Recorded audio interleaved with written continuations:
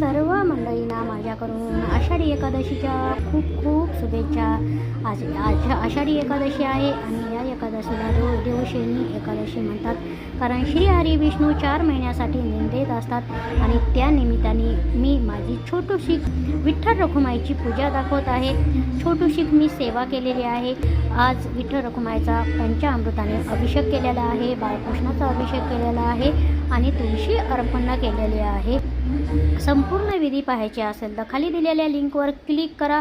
आज श्री हरी विष्णूला मी ओम नमो नारायण आणि विष्णूचे नामस्मरण करून तुळशी अर्पण केलेली आहे, नैवेद्य अर्पण केलेले आहे। बाहेर अशी छान हळदीचं लेपन करून तुळशी मातेची पूजा करून विठ्ठल रखुमाईची पूजा करून आज श्री हरी विष्णूच्या चरणी माझ्याच्यान झाल्या तेवढ्या सेवा ओम नमो नारायण ओम नमो भगवते वासुदेवाय नमः हा नामस्मरण करून नाम जप केलेला आहे आणि विष्णू सहस्त्रनाम एक वेळेस केलेला आहे। खाली दिलेल्या लिंकवर क्लिक करा, पूर्ण व्हिडिओ पहा।